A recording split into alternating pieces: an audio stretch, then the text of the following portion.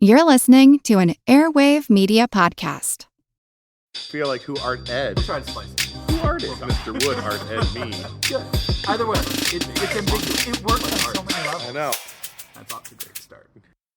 Welcome to Who Arted, weekly art history for all ages. I'm your host, Kyle Wood, and today we're looking at the Deesis Mosaic of the Hagia Sophia. And normally I like to start with a biography, but in this case, we don't know who made the piece. In the world of medieval art, individual artists rarely signed their work. They saw themselves as craftsmen serving a higher purpose, usually the glory of God or the emperor. Now, the creator of the Deesis Mosaic was clearly a master artist of the highest caliber, but to gain more insights into the work, we need to look at the history of the building that houses it, the Hagia Sophia in Istanbul, Turkey. Hagia Sophia means holy wisdom. The building was originally built in the 6th century, around 537 CE, by the Emperor Justinian. For nearly 1,000 years, it was the largest cathedral in the world. But the mosaic we're looking at today wasn't a part of that original construction. It was added centuries later, likely around 1261 CE.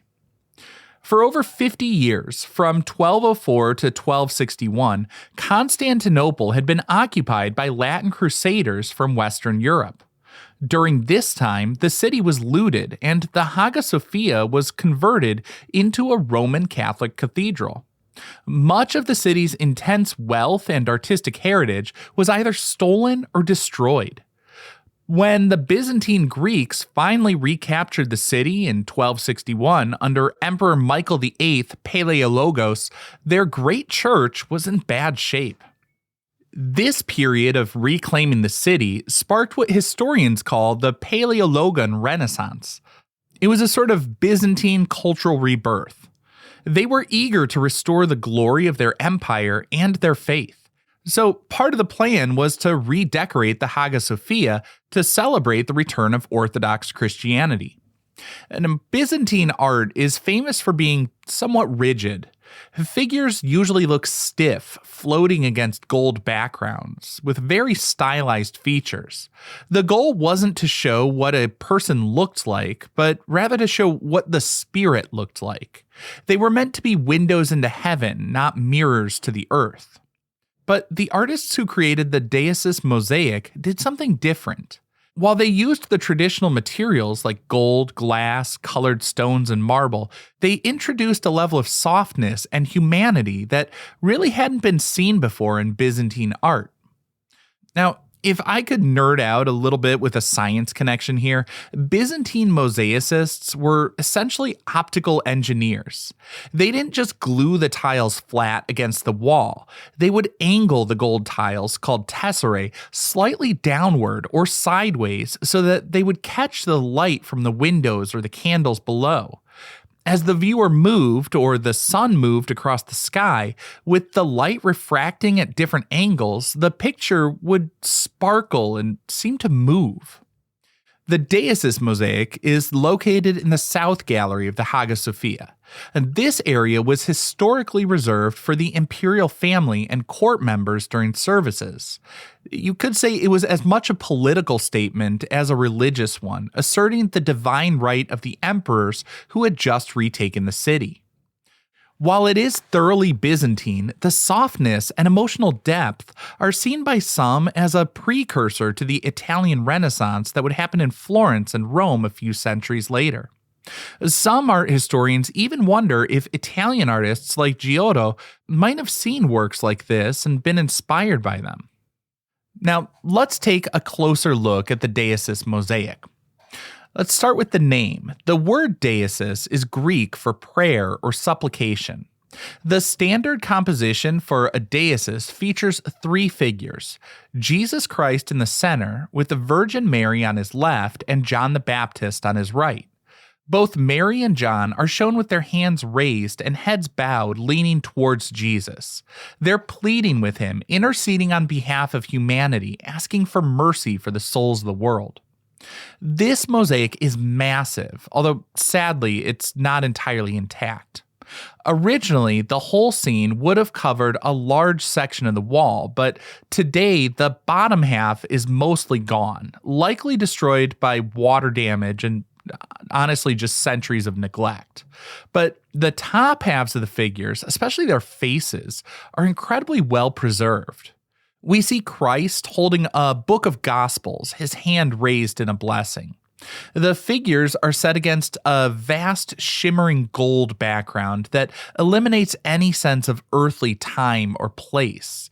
They're basically in a divine, eternal realm. The medium here is obviously a mosaic. It's thousands of tiny cubes called tesserae. These are made of colored glass, stone, and clear glass sandwiching thin sheets of gold leaf. What makes this specific mosaic technically dazzling is just the size of the tesserae. For the skin tones and little details in the faces, the artist used incredibly tiny pieces, some as small as a grain of rice. This allowed them to create smooth transitions of color, looking more like a painting than blocky, pixelated images we tend to associate with mosaics. One of the most striking things about the image of Christ isn't the soft blending of the hues, though, so much as the soft tone. In earlier Byzantine art, Christ was often depicted as the sort of stern, terrifying judge of the universe. He usually looked distant and unapproachable, but here, the artist gave him a sort of compassionate expression. His eyes seem to be looking at the viewer with some amount of understanding. The figure of John the Baptist is probably the most detailed. You can see the wild, unkempt nature of the saint who famously lived in the desert, with all these individual strands of messy hair and his beard.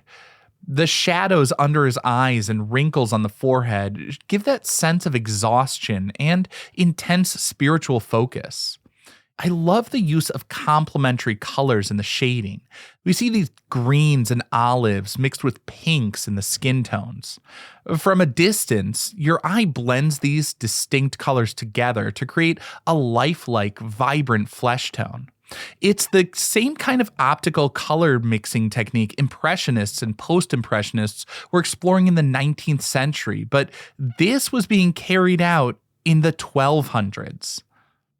And when you think about that, it was made in the 1200s. It's really amazing that it survived for so long.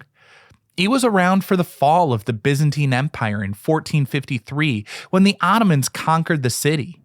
It was plastered over for centuries when the church became a mosque, which ironically probably helped preserve the colors from fading in the sunlight. It was just uncovered in the 1930s by Thomas Whitmore and the Byzantine Institute of America, and it kind of showed that the so-called Dark Ages were actually full of brilliant work. The Deesis Mosaic reminds us that art is often about connection.